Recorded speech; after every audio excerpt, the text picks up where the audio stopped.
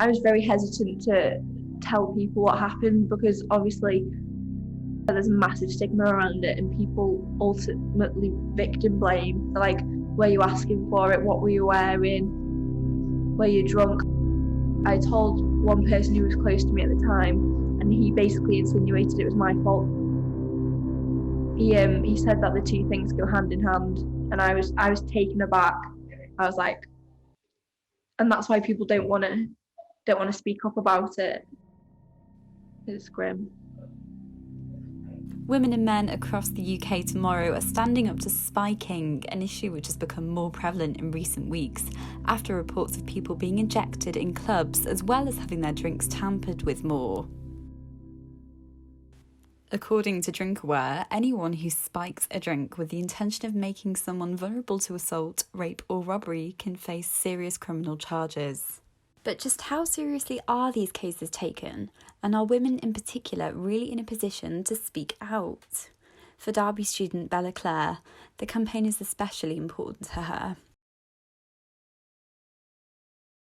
I was sexually assaulted. It's still horrifying saying that out loud because I didn't think I've come to terms with it and I was taken advantage of. It was very clear that I would not be able to consent to anything, never mind. Even if I was asked, it was very obvious.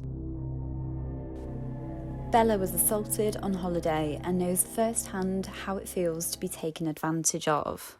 All girls and a lot of men now are definitely living in fear. I love clubbing, but I really don't want to go out at the moment.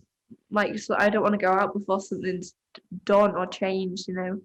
We've done everything we can to protect ourselves, and they've taken it a step further because we've started protecting ourselves better. It's ridiculous. How safe do you feel on a night out at the moment?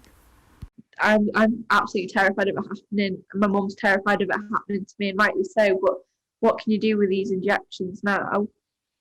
Police forces across the country are looking into injection spiking and the scale of the problem. Experts have reassured people that it isn't happening on a huge scale because it would be difficult to keep a needle in someone's skin long enough for it to have an effect.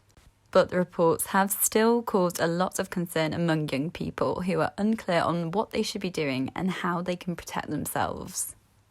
We should be allowed to go out and have fun with our friends without the fear of being attacked or assaulted by a stranger. But now people are actually going around stabbing each other with syringes. You know, there's nothing we can do to prevent that. It's terrifying. It makes you never want to go out again.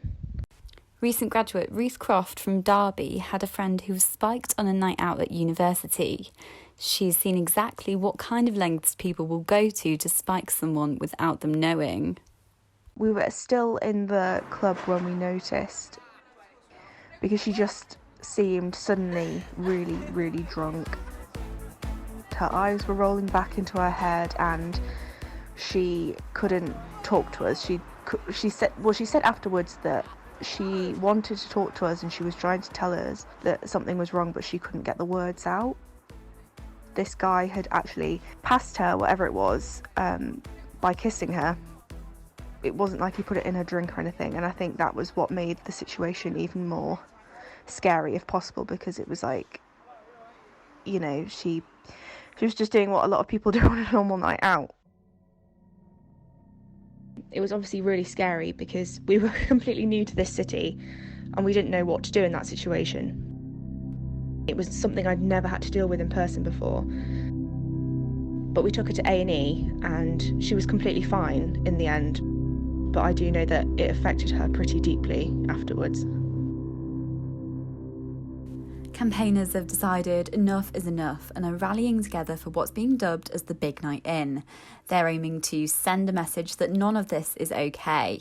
They want the issue to be taken more seriously, with more CCTV cameras to be put in place at bars, as well as support for victims who have already been targeted. The issue is so important because we should be allowed to go out and have fun with our friends without the fear of being attacked or assaulted by a stranger.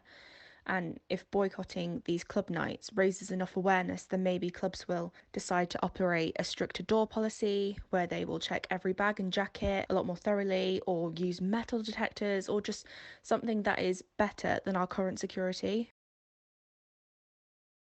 I think it's definitely got to the point where women don't feel safe anymore. We're practically experts on covering our drinks on nights out, using our hands or, to cover the top of our glasses, or buying bottles that are harder to slip anything into.